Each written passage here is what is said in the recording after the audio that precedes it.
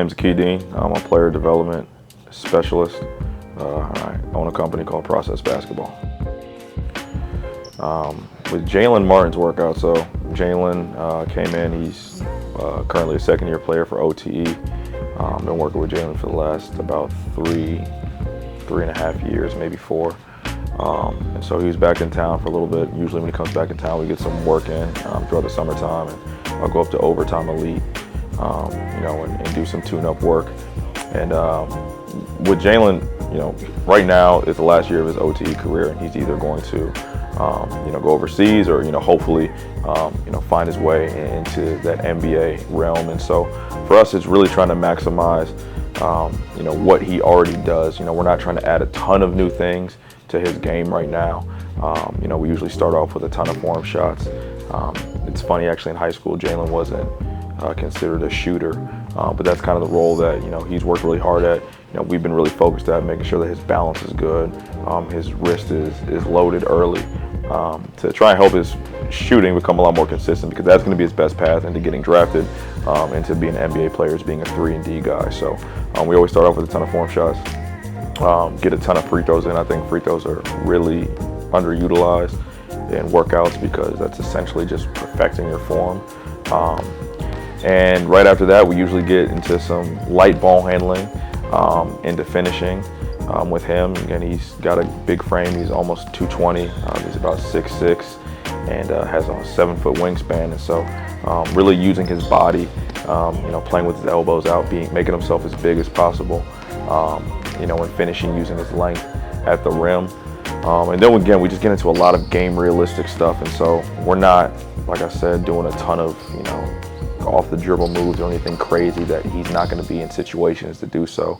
Because again, we're trying to just maximize his time. The draft is, not too long away. I think he'll have an opportunity, as he had a, good performance in TBT, to, maybe be a second-round pick, or to sneak into the summer league. And so for us, we did a lot of dribble handoffs. That's a situation that he's going to see a ton of. Him stopping short of the defense, goes under, and rejecting that dribble handoff, getting into threes. Him coming off tight and getting into a mid-range jump shot, and him staying behind when that defense cheats it and knocking down those threes. I think for him, it's just being consistent. Jaylen really has the ability to shoot the basketball. Again, he's worked really, really, really hard at it. I think this past summer we did 2-a-days, dang near every day, 6 days a week, 5 to 6. So he's shown a lot of big strides. And we try and a lot of times in his workouts give him multiple types of shots.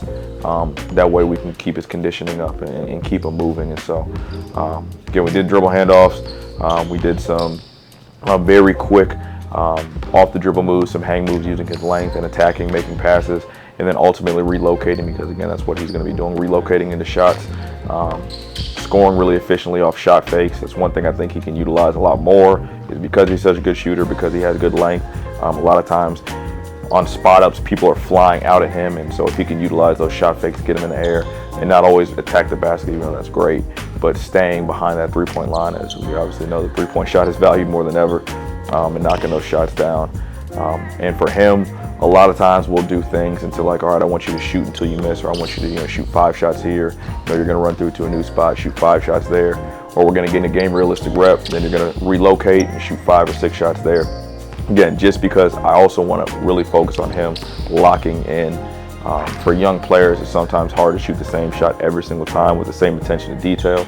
But when he does that, he very rarely misses. So we're really trying to train that mental aspect a lot more than him just getting mindless reps up that really serve no purpose. And so the more shots that we get in different spots, it really kind of challenges his focus every single time he's out there. And then one other thing we did is Jaylen's a very good rebounder at his position at the 2 guard. And so, we did some transition stuff. He has a explosive first step. He doesn't jump off the charts as, the most explosive player all the time, but his first step is very deceivingly quick. And so him getting by that initial defender and really playing with pace, putting him in jail, that's the opportunity that he has a lot when he gets those rebounds. Someone tries to stop ball early, is when he gets by them. Putting them in jail, kind of slowing down, waiting for things to open up, and then attacking that basket and shooting some transition jump shots. So that's kind of a little bit of the things that we've been doing with Jaylen. We have been working on a little bit of ball handling. We want him to get a little bit more comfortable with it. You never know when that's going to be called upon. You never know when some of the shots, that aren't, happening every single play are going to be called upon. So we do want to get into his quote-unquote bag a little bit.